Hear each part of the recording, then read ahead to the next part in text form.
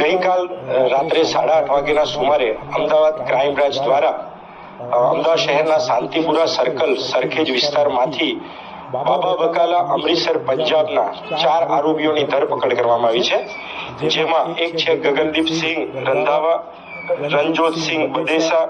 મનપ્રીતસિંહ ભટ્ટી અને પ્રભજોતસિંહ ભટ્ટી નામના 4 ઈસમોને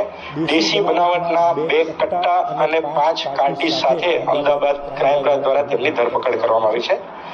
આરોપીઓમાંથી આરોપી મનપ્રીતસિંહ અને પ્રભજોતસિંહ અગાઉ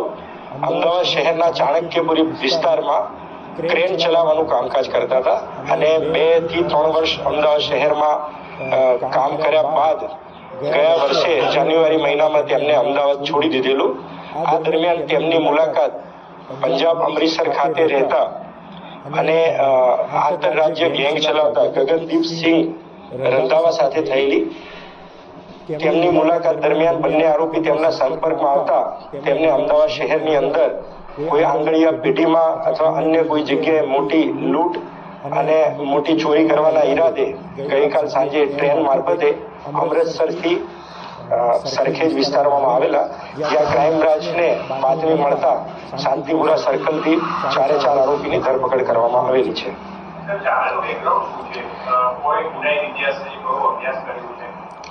4 આરોપી પૈકી મુખ્ય આરોપી છે ગગનદીપસિંહ, એ આ આંતરરાજ્ય ગેંગનો લીડર છે।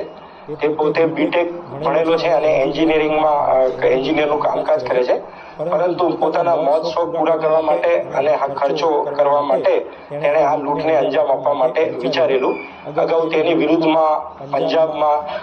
ખૂનની કોશિશના, ચેન સ્નેચિંગના, ગરફોડના, ચોરીના, મારામારીના જુદા જુદા ઘણા બધા બનાવો દાખલ થયેલા છે ગુનાઓ। અન્યના કોઈ ગુનાહિત ઇતિહાસ નથી, તેમ છતાં આરોપીઓને 4 તારીખ સુધીના રિમાન્ડ પર લેવામાં આવ્યા છે અને તેમની પૂછપરછ ચાલુ છે।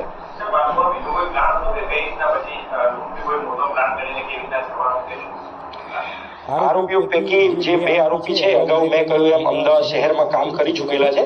જેથી એમનો અમદાવાદ શહેરના વિસ્તાર પૂરતો જે એમની જાણકારી છે